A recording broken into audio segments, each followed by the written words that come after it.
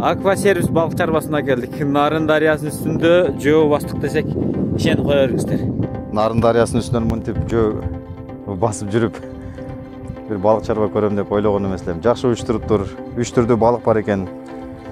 Радужный форель, янтарный форель, осетра өстүрөт экен. Эми экологиялык таза десе болот, потому что агын сууда өскөн балык бул речной форель деп туруп. Мунун барктуулугу, даамдуулугу дагы өтө жакшы болуш керек. Алтын балык. Мынагы жоош экен. Жүдөптү карматпай. Алтын балык. Бул жерде болсо 20 килограммдык балыктар бар.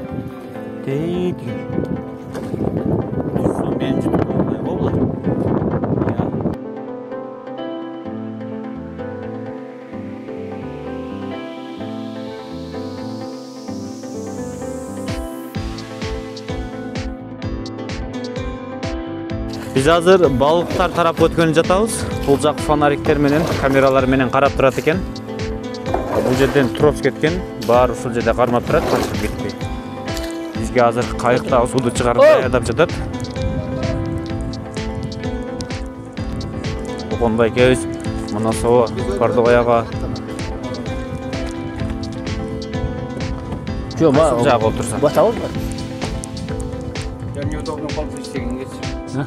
Хорошо. Суу бул жакта экен.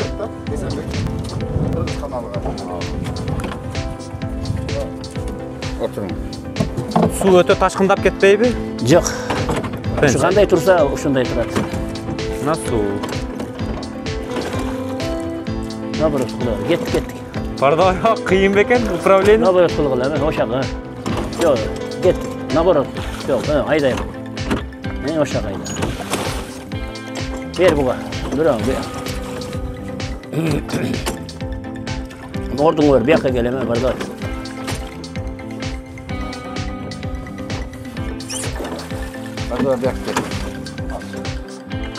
Окунбайке, ошондо личинка кай жактардан келет? Италия, Даниядан алдырышат булар. Кайсы жерге келет? Бишкекке. Самолет менен алдырышат. Сервисиңиздерге. Сервиске. Ошол жактан даярданып бул жака келет. Ал жерден ошо жерден личинкасын чыгарып, 2 грамм, 3 грамм болгондо бияка алып келет. Кайсы мезгилде личинка ташталат бул жерге? Кайсы учур болсо болот, кыш айда дейт. Анан канча жылда даяр болот же канча айда личинка чоң этке? Личинканы бир жумада чыгат ал личинка. Анан бир 2 ай тигил жакта ошо 1 грамм болгончо, 2 грамм болгончо кармайт. Анан алып келе берет. Ошондо этке канча айда даяр болуп бүтөт? Өзү 1 жылда 1 килограмм болот. Анан атак биз 2 килограммга чейин көтөрүп туруп, анан кийин эме кылабыз.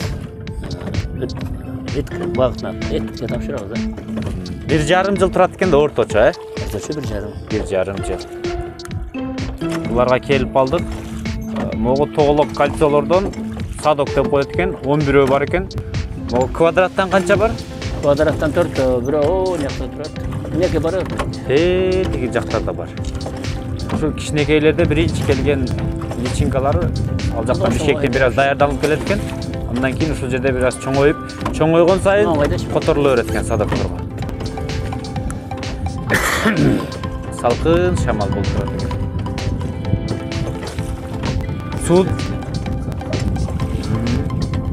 Суудун асты мына катуу эле агабы? Ооба. Нарын кандай акса ошондой эле эмеде кетет. Бирок үстүртөн карасаң билинбейт да. Оң жагы эме, Нурбек. Бул Аквасервис балык чарбасы өздөрү Бишкекте этин өндүрүп, бул жакта этке даярдап, Бишкекке алып барып жууп, тазалап, бул жакта көп балыктарды пайда кылат. Балыктын эттеринен көп продукцияларды дегенде 3 түрдөгү форель бар экен. Келдик. Üstüne çıkağız be mi? Çıktık. Buna balıklar. Bunlar kiçirek okşaydı. Жанагы квадраттарда турат. Бул кандай порода мына? Бул радужный. Радужный, темно-синий экен бул. Бияка кел. Янтары бар. Бир аз коркуп кетебиз го. Ошондой айла мындай деле болот берет. Жүрүңүздөр. Бул осетр. Çoğu бар бекен?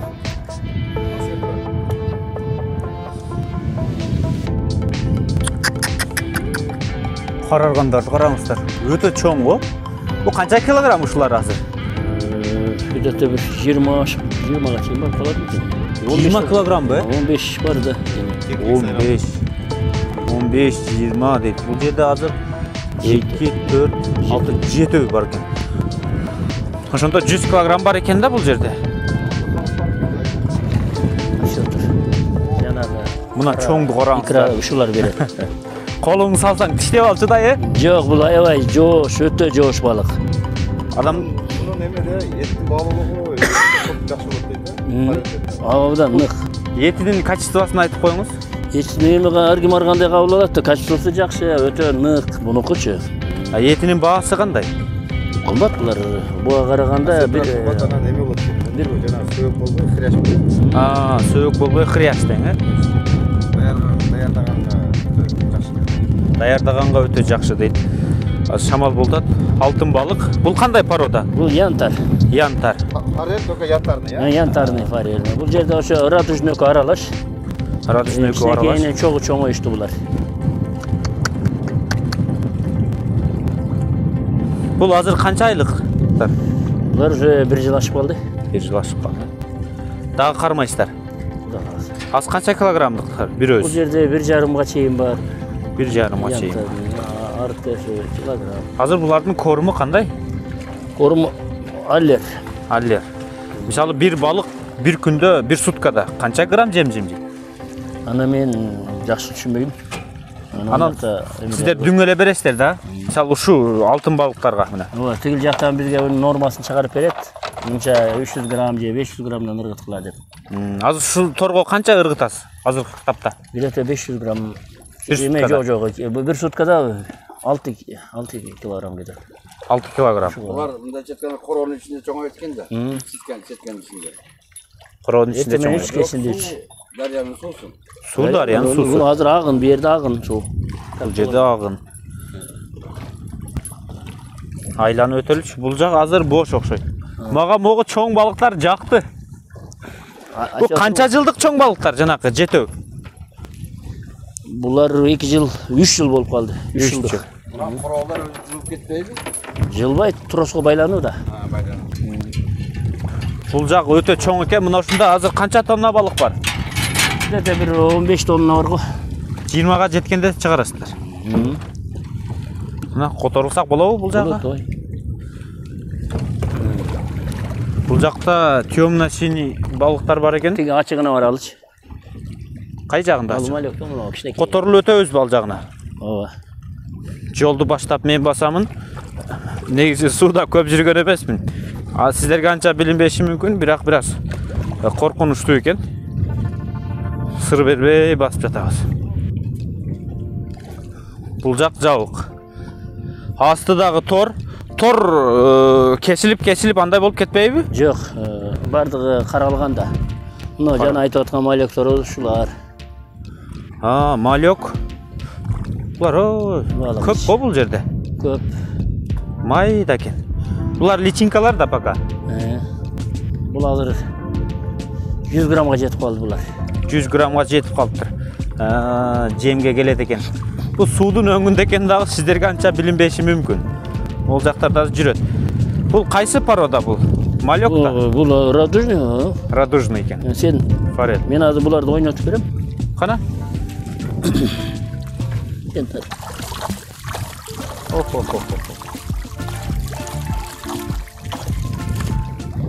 Жем ала келсе болмок. Көйүп кетти го, кап-кара болду ал жерге. Эме? Нурбек. O жерде кичинекей майда корум жок бекен? Майда корумдан жок бекен? Ош жерде эле кара жок бекен? Жок экен да. Капта жок бекен? Беракта. Жанаракты кара. Сен алып алсаң болмок экен. Жок, майда корум мунун коруму. Болбошу деле керек. Майда экен, чоң бекен.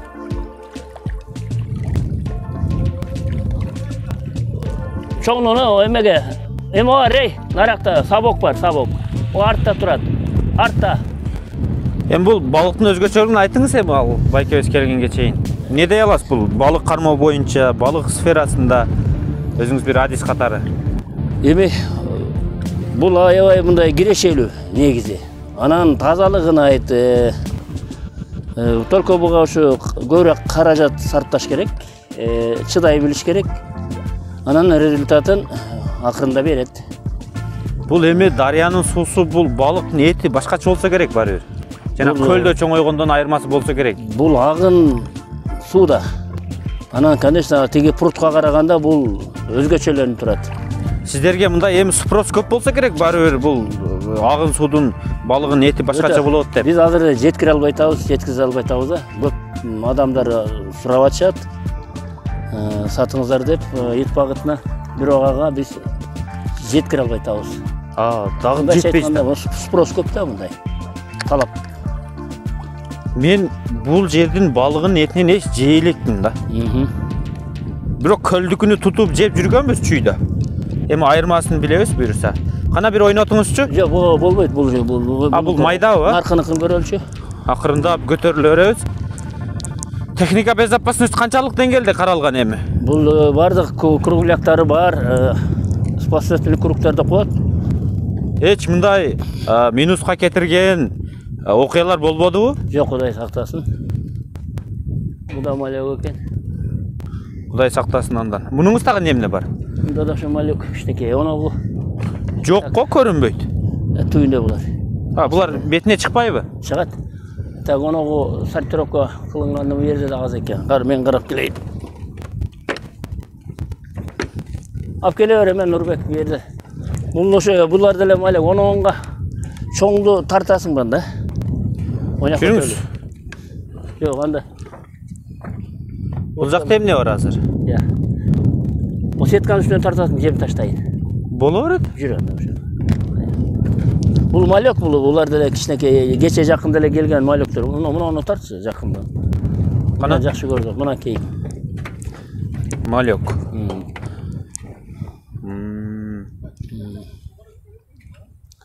Көп экен. Бирок силерге байкалып атат окшойт. Жемдап келе бер. Жүр, onu чыгарып берем азыр. Ол жакта чоңдору.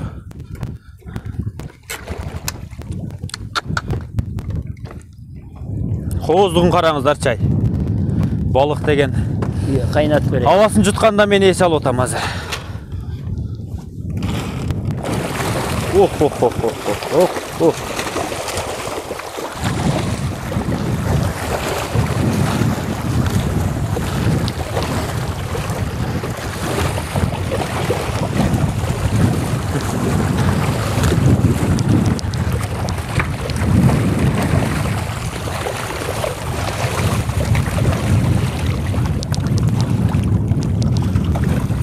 Менде bir ой жаралды да. Азыр мына ушинтип секирет экен. Бул жака секирип чыгып кетпейби? Жок да. Неге секире албайт булар? Балыктын акылы болбойт да. Акылы болбойт? Акылы болгондо бардыгы мындан секирип соободуна кетип калса болду. Жанагы дарыянын балыктары жанагы шарбаттын ордунан секирип чыгат го. Ал жөн эле 20-25 метрде мынандай. Буларчы андай акыллар салмак топтоо болгондагы жүрө берет. Булар ошо түшүнүк болбойт го, сен айткандай чыгып эле кетмек. Андай окуялар болду эле, чыгып кеткен. Жакшы. Мына балык.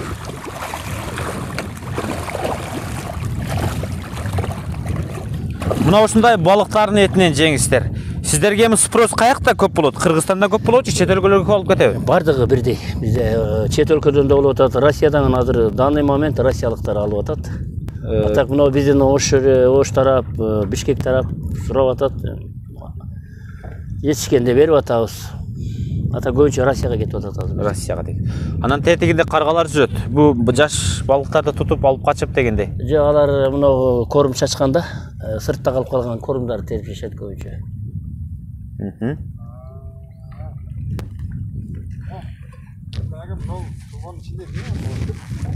Мунун ичинде эчтеке жок. Ошо оозун эле мындай бекитип коюп болду.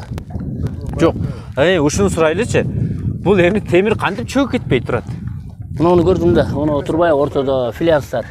Эки бетин эле бекитет. 2 жагын варит этип коет, болду. Орто ушунун ичине өзүнчө аба сакталат дагы, чөкпөйт. Аквасервис чарбасына биринчи жолу келип отурам. Таң калыштуу жер экен, кооз жер экен, бейиш десе болот. Анан Нарын дарыясынын үстүнөн мынтип жөө басып жүрүп бир балык чарба көрөм деп ойлогон эмес элем. Жакшы уюштуруптур. 3 түрдүү балык бар экен. Радужный форель, янтарный форель, осетра өстүрөт экен. Эми экологиялык таза десе болот, потому что агын сууда өскөн балык бул речной форель деп туруп. Мунун барктуулугу, даамдуулугу дагы өтө жакшы болуш керек. Эми Нарын дарыясынын кеңдигинен чоңдугуна караганда ушуну карап туруп эле айтса болот экен. Что Кыргызстанда балык чарбанын экспорттук потенциалы өтө бийик. Заниматься эте турган, иш кыла турган, мындай бир идея бере турган нерселер бар экен. Жакшы, Аквасервис компаниясына ийгилик көз тийбесин, өтө сонун уюштуруптур.